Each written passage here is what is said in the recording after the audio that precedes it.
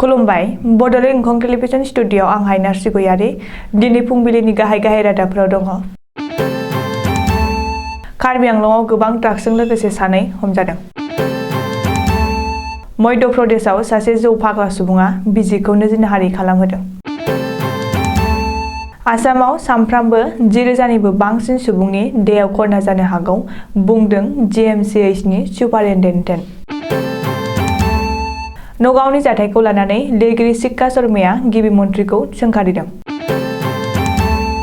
बङाइगावआव भेक्सिन लायै लामा हान्थियारिनि सायाव पुलिसनि गोख्रों नोजोर। पुलिसआ जौ फानग्रा गलाफोरनि सायाव गोख्रों नायबिजिरदों। चिराङाव हाग्रानि मैदेरा सासे सुबुंनि न'खौ सिलिंखार खालामदों। दानिया फैदो आबुं रादाबाव।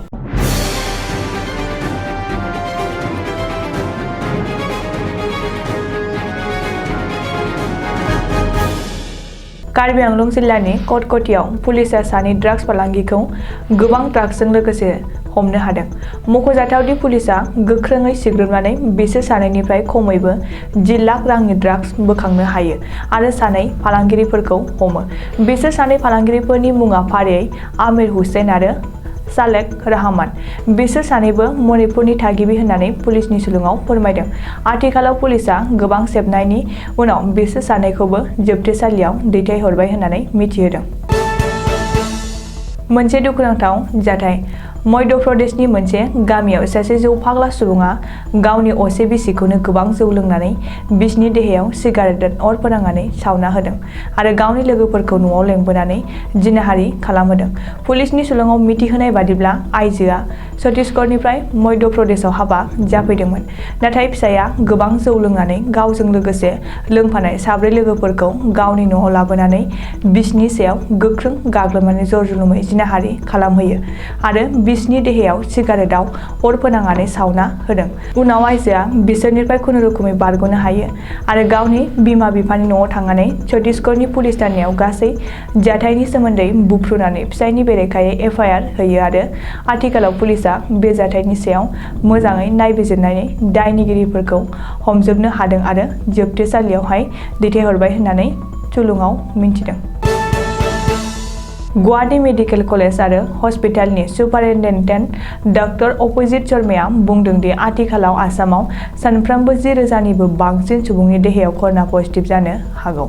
मानो होनोब्ला गोजां बोथोरनि बोथोर सोलायनाय समाव कर'नाजों गोबां सुबुङानो गुजुनाय आरो लोमजानाय बेरामजों गाग्लोबजानायनि गोबां खौरां मोननाय जादों होननानै डक्टर अभिजित शर्माया मिथिहोदों।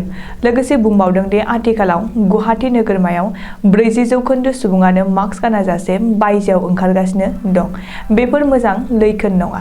जुदि सोरबाया उदै सानाय, देहाया लोरबां जायोब्ला अब्ला थाबैनो देहा फाहामसालियाव थांनांगौ होननानै बयखौबो सुबुरुन होदों। असमिया लिरगिरि चिक्का शर्माया नगावनि जाथायखौ लानानै आसामनि गिबि मन्थ्रि डक्टर हिमन्त बिश्व शर्माखौ गोख्रों रावजों सोंखारिदों। चिक्का शर्माया बुंदों दि आथिखालाव आसामनि रायजो राजायासो हिमन्त बिश्व शर्माखौ गिबि मन्थ्रि बानायदों। नाथाय सासे गिबि मन्थ्रि जानानै डक्टर हिमन्त बिश्व शर्माया गावनि आखल-आखुखौ सोदांनानै लानो रोङाखै। गिबि मन्थ्रिया नगावआव सासे आइएएस अफिसार एबा डिसिजों आब्रुथि गैयै बेबहार खालामनाय जाथायखौ आसामनि अनगायैबो हादोरनि बयबो नुदों।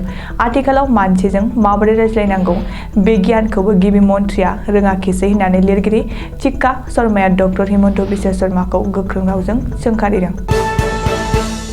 भेक्सिन लानांगौआ गोनांथार नङा, नाथाय गावबा गावनि न'निफ्राय बायजोआव ओंखारनो मोना होननानै आथिखालाव आसामनि गिबि मन्थ्रि डक्टर हिमन्त बिश्व शर्माया बुंनाय लोगो लोगोनो बङाइगाव जिल्लानि एसपि स्वप्निल डेकाया समबारखालि बङाइगाव नोगोरनि शहीद बेदियाव लामानि गारिफोरखौ हमथानानै सोर भेक्सिन लादों एबा लायाखै बेखौ सुग्रोमदों। जायफोरा भेक्सिन लायाजासेनो बासआव गाखोदोंमोन बिसोरनि सायाव सोरखारनि बिथोन बादियै रांनि जुरिमाना फोनांदों। मख'नो गोनांदि गोदान एसअपि बायदियै जायफोर सुबुङा आथिखालाव मोन्नैबो ड'जनि भेक्सिन लायाखै बिसोर बायजोआव ओंखारनो मोनथ'नाय नङा।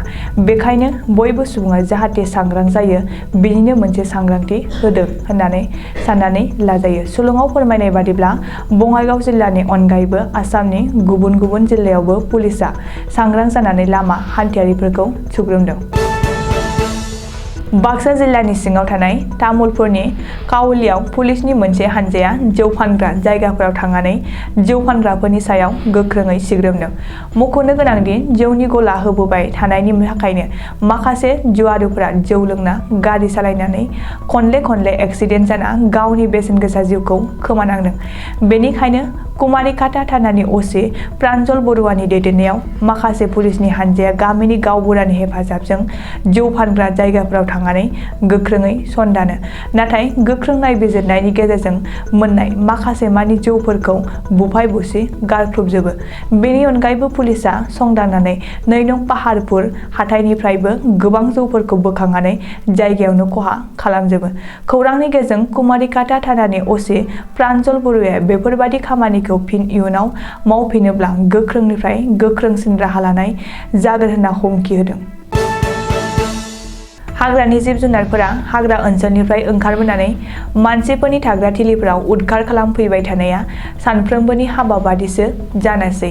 मख'जाथावदि चिरांनि जिल्लानि मैनागुरि गामिनि थागिबि निखावरि सानफ्रामबो दिन हाजिरा मावना जाग्रा थफसा बसुमतारिनि गोग्रेब न' बांफोरखौ हरनि समाव हाग्रानि मैदेरा फैनानै गाफाय गासि खालामनानै गालांदों।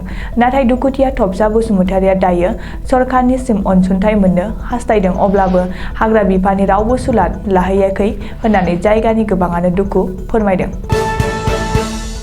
दिनै फुंबिलिनि रादाबा एसेनोसै। गोजोन्थों।